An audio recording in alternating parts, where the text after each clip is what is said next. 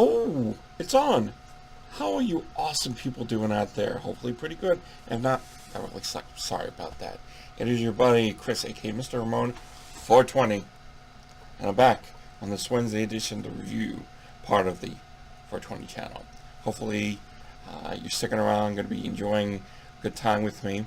And of course, before I get into all the review and whatnot, I do like to say, if you have the opportunity and you like to help sponsor these channel, please click on the paypal.me link. That way you can contribute from 10 cents all the way to whatever. And I would really appreciate it. It would help me out a lot. But if you can't and you just want to support the channel just by, checking the reviews, that makes it even better. I appreciate that. Oh, and of course, today's the final day. I will be doing my usual announcement that I will be doing my live Q&A. Yes, this Friday at 7 p.m. Eastern Standard Time. The live Q&A, which will probably be around for an hour, depending on how it goes.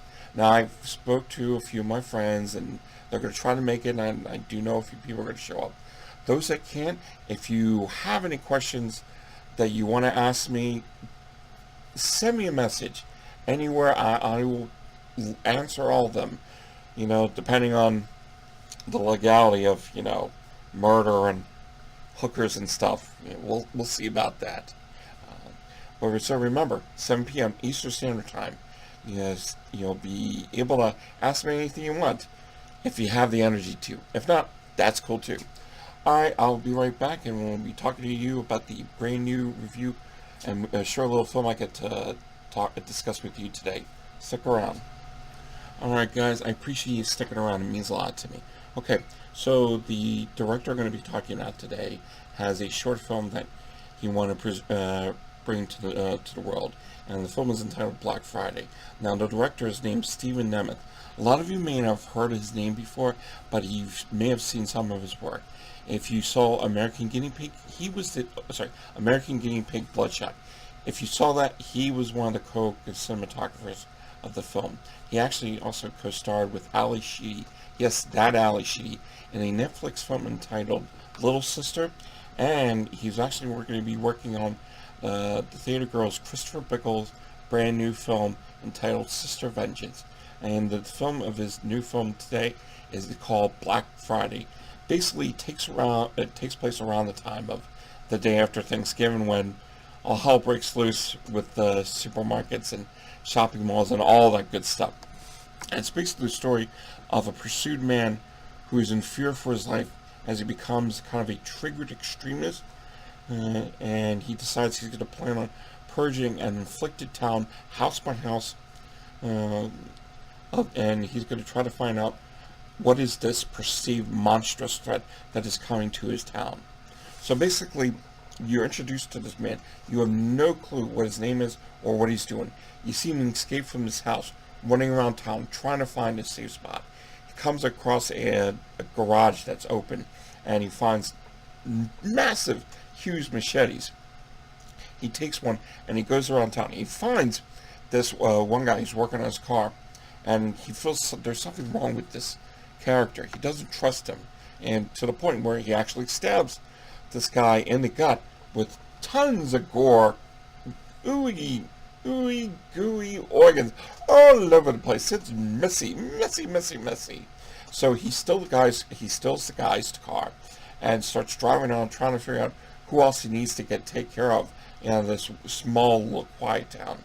He comes across a jogger, and he asks, "Where are you from?" And she said, Akron. And he said, "Okay, you're okay. Get in the car. We got to find a safe place." Now, what we didn't realize, that in the car with the guy is a whole shit ton of machine guns. Like, there's a lot in the back seat, and he's going over his plan to figure out what he needs to do and how to take care of it. And it becomes a little confusing, because I think it's the rantings of a insane man. And then he comes across a house that he knows there are several people that he doesn't trust that are in this house. And what he does is really depressing, because you don't know why he does it. And the film ends leaving you a lot of questions as to what was the guy's purpose? But then you figure out this guy he was trying to take care of what was his own, and he didn't trust anybody. Now that's a bad thing, but in his right mind, he thought this town needed to be taken care of, and in some ways he did it with his own form of justice. Ugh. Yeah, the ending was a bit heartbreaking and a bit sad to see, like, oh, that was a shame. But it's technically only about 16 minutes, and I gotta say, it was really interesting. Incredible cinematography. Just, lighting was fantastic. The music worked well. It was a good concept, a nice idea. I had a few problems with. There was a situation where he picks up a girl and she just decides to go in, and she doesn't question the machine guns in the back. It's like, okay, should I be here? And when she hears the gunshots, she doesn't do anything. She just, oh, all right, I'll just sit here. Like, no, get the fuck out of there. Run for your life. But I gotta say, I honestly wish the film was a bit longer. I would have liked to seen the backstory of this crazed gunman, what he decided to do, and why did he change so quickly from a feared man into a crazed extremist who just decides he's going to go and kill everyone that he knows, and he feels that they're not right for this community.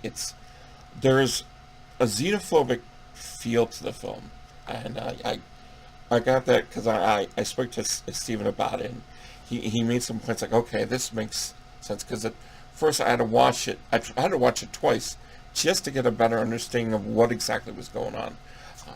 But this was a really good short film, and I gotta say, there's a future for Steven. He's going to work out really well, making these great underground and independent films. Definitely keep an eye out for him. Now, if you're interested in checking out the movie, you can contact Steven, and I will give you an email address to where you can talk to him about maybe seeing it for festivals and see what he can do to help you check it out. But yeah, this was a real short film, so there isn't a lot to go with, but you feel the sadness in this guy's mind that there's something not right with them. But yeah, I would definitely recommend this one. It's good, not great, but what definitely does help is the production value of this film.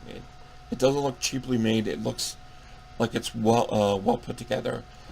Just a few of the problems I had with the script, but other than that, it was actually really interesting. So yeah, I would definitely recommend checking this out in the future. And as I said, I'll give you a link to, I'll give you his email address, and of course, link to the trailer that you check it out. It's not on YouTube, it's actually on Vimeo, so that you can see for yourself what it's all about.